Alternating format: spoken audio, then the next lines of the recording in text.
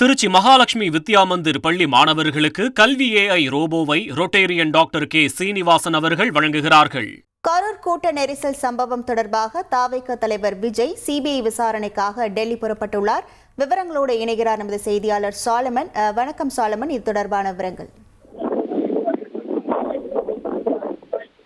கரூர் கூட்ட நெரிசல்ல 41 பேர் உயிரிழந்த சம்பவம் தொடர்பாக சிபிஐ விசாரணைக்காக ஆஜராவதற்காக 3வது முறையாக தமிழக வெற்றி கழகத்தோட தலைவரான விஜய் அவர்கள் தற்போது சென்னை விமான நிலையத்திற்கு வந்திருக்கிறார். இங்கிருந்து தனி விமானம் மூலமாக டெல்லி செல்ல இருக்கிறார்.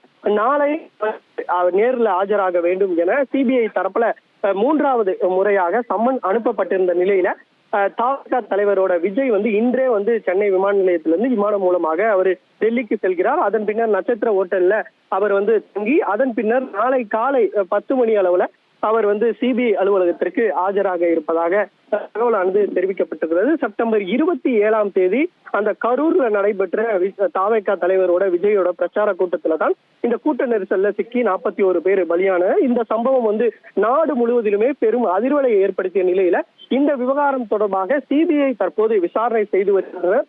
ஏற்கனவே இந்த வழக்கு தொடர்பாக விசாரணைக்காக கடந்த டிசம்பர் மாதத்துல இறுதியில தாவேகாவோட பொதுச் செயலாளர் ஆனந்த் மற்றும் தேர்தல் பிரச்சார மேலாண்மை பொதுச் செயலாளர் ஆதவ் அர்ஜுனா உள்ளிட்ட பலர் டெல்லியில இருக்கக்கூடிய சிபிஐ அலுவலகத்தில் ஆஜராகி அவர்கள் இந்த விசாரணைக்காக அவர்கள் வாக்குமூலம் அளித்தனர். அதனை சேகரித்தனர்.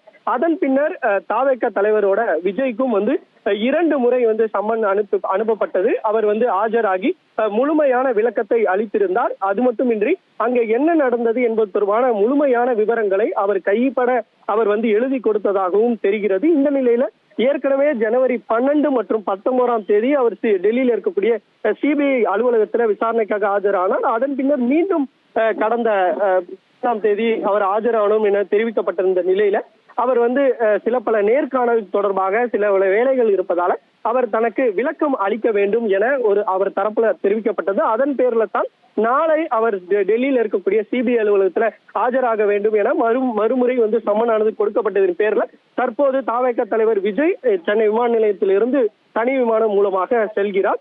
ஏற்கனவே இவரிடம் 2 கட்டமாக விசாரணையானது நடைபெற்றிருந்த நிலையில மற்ற விசாரணையும் சிபிஐ தரப்புல மேற்கொள்ளப்பட்டது. அதாவது நேர்ல சென்று என்ன மாதிரியான இந்த சம்பவம் எப்படி நிகழ்ந்தது, கூட்ட நெரிசல் ஏற்பட்டதற்கான காரணம் என்ன, காவல்துறை அனுமதி கொடுக்கப்பட்ட விவரங்கள் உள்ளிட்டவை வைத்து தாவேக தலைவர் விஜயிடம் அந்த விசாரணையானது மேற்கொள்ளப்பட்டு அவரிடம் வாக்குமூலமாக பெறப்பட்டது. அது முழுவதிலுமே வீடியோ பதிவாகவும் செய்யப்பட்டிருந்த நிலையில தற்போது மேலும் அடுத்த கட்டமாக சிபிஐ விசாரணை மேற்கொண்டு அவர்கள் கிடைக்கப்பெற்ற தகவல்களை அடிப்படையாக வைத்து மீண்டும் தற்போது தாவேக தலைவர் விஜயிடம் 3வது முறையாக விசாரணை மேற்கொள்வதற்காக சம்மனானது கொடுக்கப்பட்டிருந்தது. அவர் நாளை டெல்லியில் இருக்கக்கூடிய சிபிஐ அலுவலகத்தில் ஆஜராகி இது தொடர்பான முழு விளக்கத்தையும் அவர் கைப்பட எழுதி கொடுக்க இருப்பதாகவும் ஒரு தகவல் தெரிவிக்கப்பட்டிருந்தது.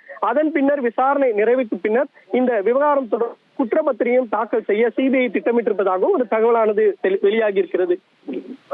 விவரங்களுக்கு நன்றி சாலமன். திருச்சி மகாலட்சுமி வித்யா மந்திர் பள்ளி மாணவர்களுக்கு கல்வி ஏஐ ரோபோவை ரொட்டேரியன் டாக்டர் கே சீனிவாசன் அவர்கள் வழங்குகிறார்கள்.